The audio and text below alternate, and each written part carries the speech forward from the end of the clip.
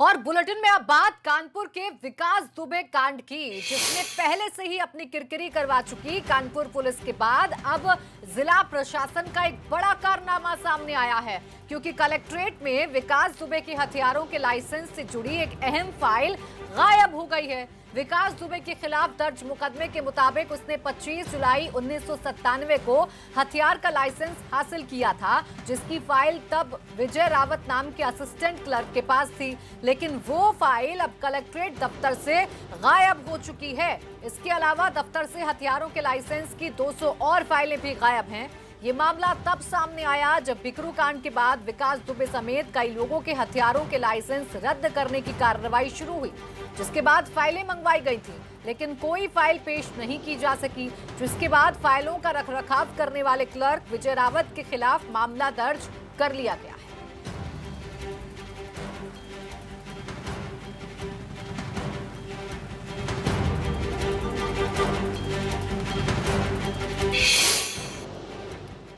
और प्रयागराज में पिछले कई महीनों से माफिया और गैंगस्टर के खिलाफ चल रही प्रशासन की कार्रवाई में एक के बाद एक कई नामी अपराधियों की अवैध इमारतें और निर्माण जमींदोज किए जा रहे हैं। और अब इस कड़ी में नया नाम जुड़ने वाला है। जेल में बंद भदोही से निर्दलीय बाहुबली विधायक विजय मिश्रा का।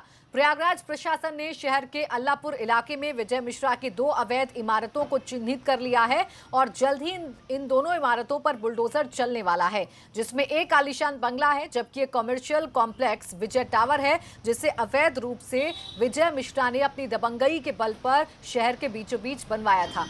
इसके पहले प्रयागराज प्रशासन ने बाहुबली अतीक अहमद के अलावा माफिया राजेश यादव और बच्चा पासी के कई अवैध निर्माण को ध्वस्त कर दिया है और अब इस लिस्ट में अगला नंबर विधायक विजय मिश्रा का है। इस वक्त हम मौजूद हैं अल्लापुर इलाके में विजय मिश्रा के मकान के बाहर। हालांकि कागजों में ये मकान इन दिनों सील चल रहा है और करोड़ों की लागत से बना हुआ बेशकीमती आलीशान मकान है ये। और यहाँ से कुछ दूरी पर ही पुलिस चौकी के पास विजय मिश्रा का एक शॉपिंग कॉम्प्लेक्स है, जिसमें लॉज है, कई दुकानें हैं। विजय टावर के नाम से उसे जाना जाता है। उसकी कीमत भी करोड़ों में है।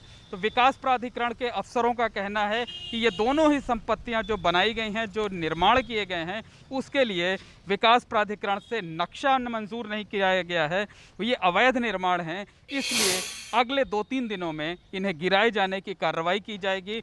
उतना हिस्सा गिराया जाएगा जितना बिना नक्शे के बनाया गया है, बिना मंजूरी के बनाया गया है। तो ये आप देख सकते हैं कि जो आलीशान मकान है, इस पर बहुत जल्द सरकारी बुलडोज़र चलेगा, इसे ध्वस्त किया जाएगा और सरकारी अमले की ये कार्रवाई यहाँ पर जारी रहेगी।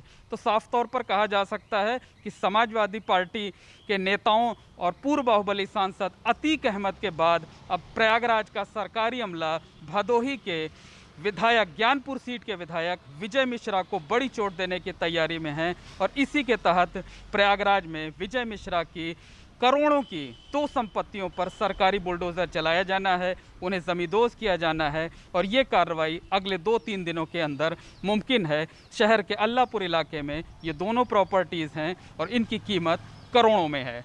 कैमरामैन रोहित श्रीवास्तव के साथ मोहम्मद मोइन, एबीपी गंगा, प्रयागराज। और हाथरस कांड की जांच कर रही सीबीआई की टीम ने आज जांच के दूसरे दिन पीड़िता के पिता और उसके दोनों भाइयों को सीबीआई के कैंप ऑफिस बुलाया है। तीनों को सुरक्षा के सख्त बंदोबस्त के बीच गांव से दफ्तर तक ले जाया गया, जहां करीब 3 घंटे तक सीबीआई के जांच अधिकारियों ने तीनों से गहन पूछताछ की। ये सीबीआई जांच का दूसरा दिन था।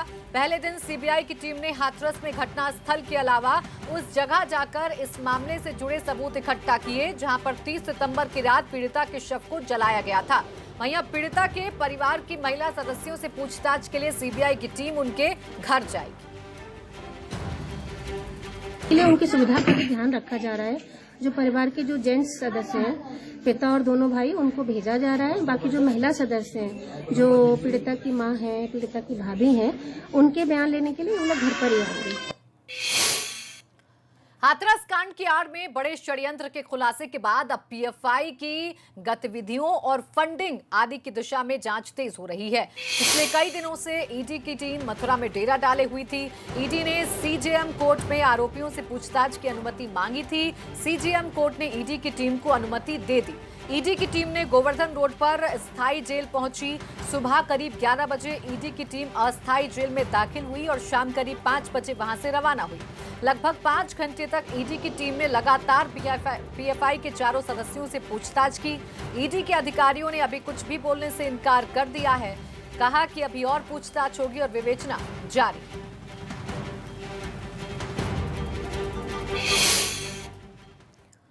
हाथरस की घटना के बाद उम्मीद जताई जा रही थी कि उत्तर प्रदेश में महिलाओं के खिलाफ होने वाले अपराधों की घटनाओं में कमी आएगी, लेकिन प्रदेश में हर गुजरते दिन के साथ बलात्कार, गैंगरेप और छेड़खानी के मामले बढ़ते ही जा रहे हैं और ऐसा लग रहा है मानो अपराधियों में कानून का डर ही खत्म होता जा रहा है।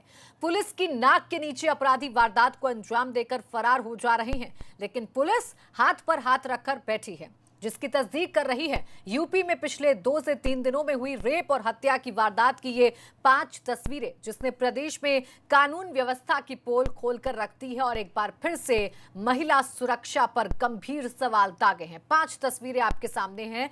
5 तस्वीरें कमोवेश एक ही कहानी बयां कर रही हैं, एक ही जुल्म को बयां कर रही हैं।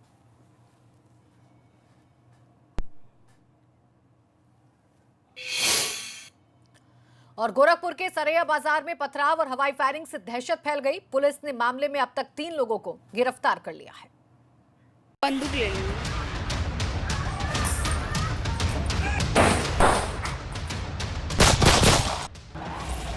गोरखपुर के गुलरिया इलाके के सरैया बाजार क्षेत्र में तनाव अब भी पसरा है। फायरिंग और पथराव की वारदात से इलाके के लोग अब भी सन्न हैं। 11 अक्टूबर की सुबह की इस तस्वीर में उपद्रवियों को देखा जा सकता है। किसी के हाथ में डंडे थे, कोई ऊपर से पथराव कर रहा था और कोई शख्स बेखौफ होकर फायरिंग कर रहा था। और फायरिंग के बाद सड़कें यहां किस तरह सुनसान हो गई, इस वीडियो में देखा जा सकता है। फायरिंग और पथराव की एक-एक तस्वीर सीसीटीवी में भी दर्ज हो चुकी है। इलाके के लोगों की शिकायत और फायरिंग का वीडियो वायरल होने के बाद पुलिस ने चुस्ती दिखाते हुए प्रधान पक्ष के 8 और दूसरे पक्ष के 3 लोगों को गिरफ्तार कर जेल भेज दिया है। लेकिन मोहल्ले में लोग अब भी किसी अनहोनी से खौफ में हैं। एबीपी गंगा के लिए गोरखपुर से नीरज की रिपोर्ट।